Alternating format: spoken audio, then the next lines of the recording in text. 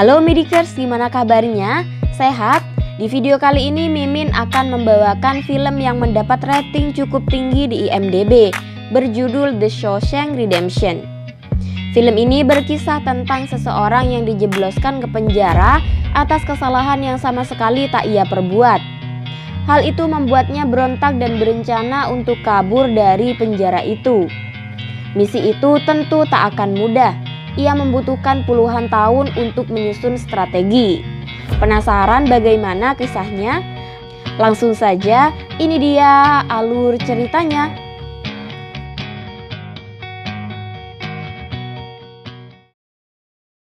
Scene dibuka dengan memperlihatkan seseorang bernama Andy Dufresne, seorang banker terkenal yang sedang menjalankan sidang atas kasus pembunuhan istrinya sendiri. Malam itu Andy sedang mabuk dan memergoki istrinya sedang berselingkuh. Seperti pembunuh pada umumnya, ia menyangkal telah melakukan hal tersebut karena seluruh bukti tertuju padanya. Andy tak bisa berbuat apa-apa dan harus menerima vonis kurungan seumur hidup.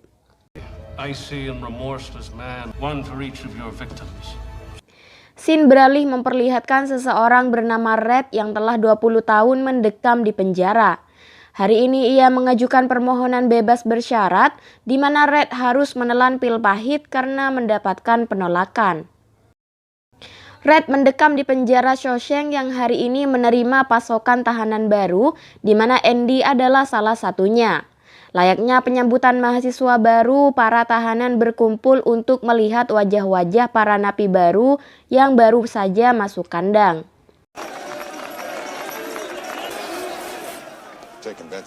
Satu hal yang menjadi kebiasaan Red and the Gang, mereka akan membuat taruhan atas tahanan yang paling cengeng di dalam sel. Red pun bertaruh pada Andy yang akan menangis dengan sekali gertakan menurutnya. Dia adalah Hadley, kapten sipir penjara yang saat ini bertindak sebagai babysitter memandikan para napi sebelum masuk sel. No doubt about it. Most new fish come close to madness. Malam ini tak jauh berbeda seperti mahasiswa baru, para napi baru mengalami bullying di mana sasaran empuk kali ini adalah si gendut yang ternyata cukup cengeng hingga memancing kemarahan para sipir yang langsung menghajarnya. Dengan itu napi yang bertaruh pada si gendut memenangkan taruhan.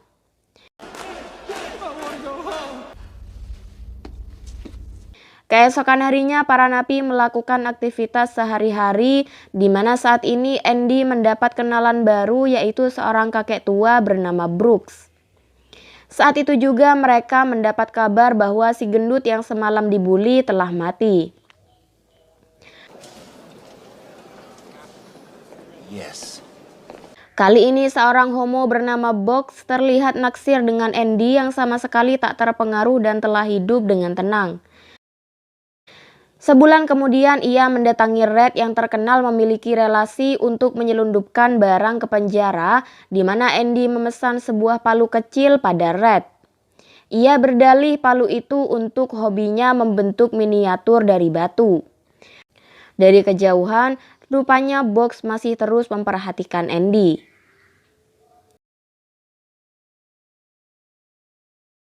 Beberapa hari kemudian, palu pesanan Andy berhasil didapatkan dengan kurir-kurir tak terduga yang telah lama bekerja sama dengan Red.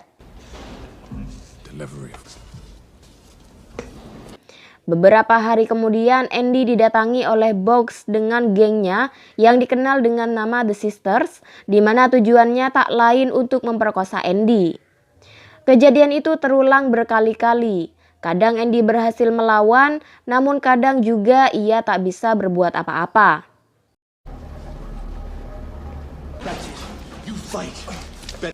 Suatu hari para napi mendapat tawaran bekerja di luar ruangan, di mana berkat Red, Andy pun juga terpilih untuk proyek itu. Saat para napi mulai bekerja, Andy mendengar Hadley baru saja mendapat warisan besar, namun ia pusing karena pajaknya juga akan sangat besar. Mendengar itu, Andy yang paham seluk-beluk perpajakan memberikan jalan keluar agar uang itu tak terkena pajak. Andy bersedia mengurusnya dengan imbalan beberapa bir untuk rekan-rekannya yang sedang bekerja. Sejak saat itu, Andy pun dekat dengan Red and the Gang. And that's how it came to pass.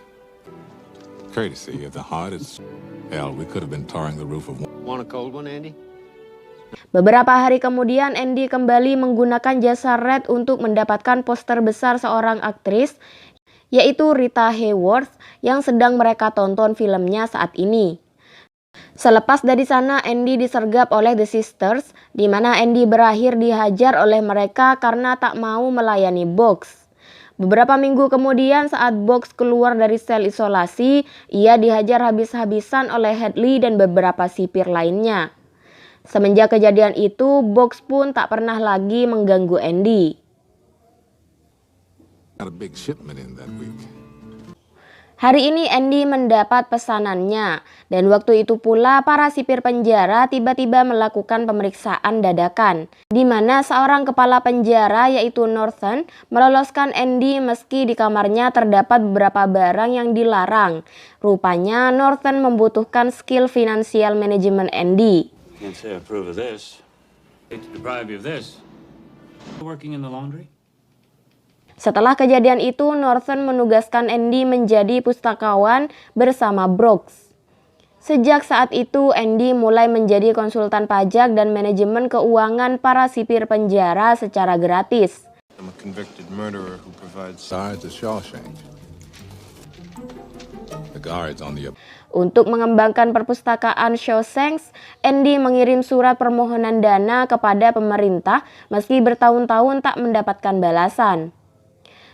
We kept sending those letters. Suatu hari Brooks tiba-tiba menodongkan pisau pada salah satu sahabat Red yaitu Haywood, di mana Brooks terlihat begitu putus asa saat melakukan itu. Beruntung Andy berhasil membujuknya hingga Brooks melepaskannya. Usut punya usut, ternyata hal itu dilakukan Brooks karena ia akan dibebaskan bersyarat, sementara Brooks tidak tahu bagaimana ia akan hidup di luar sana. Ketakutannya pun terbukti. Brooks kesulitan menjalani hidup di luar penjara yang jauh berbeda dengan kehidupannya selama 50 tahun sebagai tahanan. Dengan kondisinya yang tua renta, ia dipaksa bekerja untuk bertahan hidup. But he never does. Scared. Sometimes I don't like it here. Brooks pun merasa frustasi hidup sendiri sampai akhirnya ia memutuskan untuk bunuh diri di tempat tinggalnya. Di mana sebelum itu ia sempat menyampaikan salam perpisahan pada rekan-rekan napinya.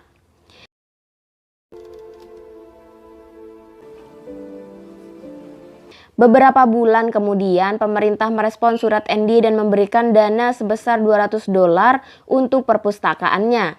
Atas kabar baik itu, Andy memutar sebuah musik yang dapat dinikmati oleh seluruh napi. Hingga akhirnya hal itu membuat Andy dihukum. I like to think they were singing about... They broke the door down before... Dengan dana yang didapatkan dari pemerintah, Andy mulai membuat perpustakaan Shawshank menjadi semakin hidup. Tak hanya itu, para napi juga bisa menikmati musik di perpustakaan itu. Di tahun yang sama, Norton memanfaatkan tenaga kerja para napi untuk bekerja di luar penjara demi mendapat uang banyak yang tentu untuk dirinya sendiri. Di samping itu, Norton juga mendapat suap dari para pemborong. Namun di balik itu ada Andy yang mengatur keuangan ilegal Norton. Dengan kata lain, Andy menghapus jejak Norton agar tidak terendus pemerintah. Namun di luar pengetahuan Norton, Andy ternyata menyimpan seluruh informasi pribadi Norton, di mana sewaktu-waktu ia bisa mengakses seluruh keuangan Norton. Security number? You're shitting me. Silent, partner. Did I say you were good? Suatu hari Shawshank kembali kedatangan tahanan baru, di mana salah satu dari mereka adalah Tommy yang divonis 2 tahun penjara karena pencurian. Di usianya yang relatif masih muda, ia cukup arogan dan mampu berbaur dengan cepat dengan Red and the Gang. Suatu hari Tommy mendatangi Randy untuk meminta bantuannya mendapat ijazah paket C. Andy pun dibuat pusing karena ternyata Tommy tidak bisa baca tulis. Dengan telaten Andy pun mengajari Tommy yang cukup bebal itu. Namun meski begitu nampaknya Tommy sangat menginginkan ijazah itu hingga ia belajar dengan sangat giat. Setahun berlalu, Tommy merasa tidak puas dengan jawabannya saat pretest. Ia pun terbawa emosi dan tak sengaja membentak Andy. Tommy yang merasakan penyesalan pada Andy bercerita pada Red. Tanpa sengaja Red mengungkap kasus pembunuhan yang dilakukan Andy. Mendengar itu, Tommy pun bercerita bahwa dahulu ia pernah mengenal seseorang bernama Elmo yang pernah menjalani kurungan karena membunuh sepasang kekasih, di mana si perempuan adalah istri seorang banker terkenal. Some hotshot banker. Mendengar itu, Andy pun mendatangi Norton menyampaikan apa yang baru saja ia dengar dan meminta Norton untuk membuatnya kembali melakukan sidang atas kasus pembunuhan istrinya. Namun nampaknya Norton sama sekali tak berniat membantu Andy karena khawatir Andy membongkar kedoknya. Sebulan kemudian Tommy mendapat kiriman dari Dinas Pendidikan di mana ia telah dinyatakan lulus dalam ujian paket C-nya meskipun dengan nilai yang sangat minim. Kabar itu pun sampai di telinga Andy yang sedang dihukum di sel soliter. Malam hari pun tiba. Tommy dipanggil menuju bagian luar penjara untuk bertemu dengan Norton. Ia bertanya tentang kebenaran cerita Elmo yang membunuh istri banker terkenal. Tommy pun mengkonfirmasi hal itu, bahkan ia berani untuk bersaksi. Mendengar itu, Norton pun memberikan aba-aba untuk membunuh Tommy. Hal itu dilakukan Norton untuk menghapus saksi yang berpotensi membebaskan Andy. I'm sure by now you've heard. Done. Begitu keluar dari sel isolasi, Andy mulai merenungi nasib buruknya di mana ia harus dipenjara atas tuduhan yang sama sekali tidak ia perbuat. Saat itu Andy menceritakan rencananya kepada Red saat ia bebas. Andy berencana hidup di sebuah tempat yang tenang di Meksiko. Andy juga berpesan kepada Red jika suatu saat ia bebas, Andy memintanya untuk mengambil sesuatu yang tersembunyi di sebuah tempat di Buxton. Red pun mencurigai tingkah Andy dan menceritakannya pada teman-temannya. Disitulah Haywood bercerita bahwa beberapa saat sebelumnya Andy meminta tali kepadanya. You'll have to pry it up. 6 feet long. Malam harinya seperti biasa Andy bekerja sebagai manajer keuangan Norton di kantornya. Sebelum pergi ia meminta Andy mengelap sepatunya sampai mengkilap. Tak lama Andy kembali ke sel seperti biasa, namun nampaknya Red begitu mengkhawatirkan Andy malam ini. Keesokan harinya Andy tak terlihat saat absen pagi. Sipir pun menghampiri kamarnya, lalu betapa kagetnya mereka saat mengetahui Andy tak ada di sana. Norton pun panik dan mulai turun tangan mencari Andy. Ia pun menginterogasi Red yang merupakan teman baik Andy, sampai akhirnya Norton menemukan sebuah terowongan di belakang poster di kamar Andy.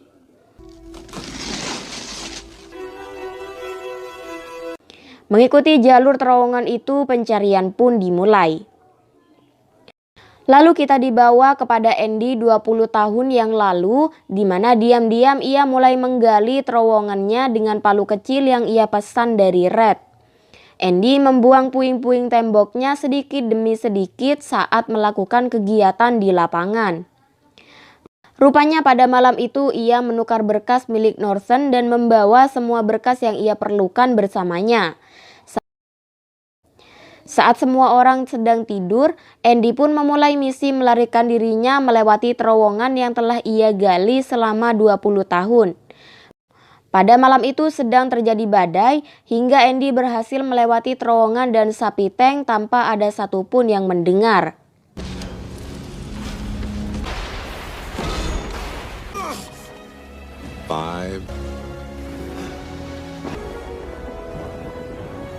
Keesokan harinya Andy langsung menuju sebuah bank. Berkat seluruh data pribadi Norton yang ia bawa, ia pun berhasil menggasak habis seluruh uang Norton yang tidak diragukan lagi jumlahnya. Saat itu ia juga menitipkan berkas bukti korupsi dan pembunuhan Norton yang kemudian diungkap oleh media. Dan ya, sesuai prediksi seluruh sipir penjara yang tersandung pelanggaran pajak yang pernah dihandle oleh Andy akhirnya tertangkap. Bahkan Norton yang tak sadar selama ini ditipu oleh Andy tak luput dari incaran pemerintah. Namun sebelum itu ia memilih untuk mati dengan bunuh diri.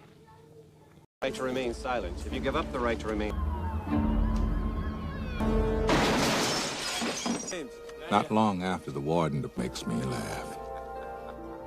Saat ini Andy tengah menikmati kebebasannya berkat uang Norton. Ia pun mewujudkan mimpinya hidup nyaman di sebuah tempat terpencil di Texas. Kini giliran Red mendapat kebebasan. Selama 40 tahun menjalani kurungan, akhirnya pembebasan bersyarat Red disetujui. Ia pun tinggal di kamar yang pernah ditinggali Brooks. Tak hanya itu, pekerjaan yang dilakukan Red pun sama persis seperti Brooks. Bahkan sama seperti Brooks, ia juga merasa hidupnya lebih baik di dalam penjara. Beberapa hari kemudian, Red menepati janjinya pada Andy untuk mendatangi Buxton. Ia pun mulai berjalan sesuai arahan Andy waktu itu hingga sampailah Red di sebuah tumpukan batu di mana ada surat yang telah diletakkan Andy di dalamnya. Bersama beberapa dolar untuk biaya perjalanan Red ke tempat Andy saat ini. Letter finds you. And finds you. Ia pun melanggar peraturan bebas bersyaratnya dan pergi ke Texas untuk menemui Andy. Fort Hancock, Texas, please. A free man at the start. Persis seperti rencana Andy sebelumnya, ia tinggal di tempat itu dan membeli sebuah kapal butut untuk ia perbaiki. Dan disinilah film pun berakhir.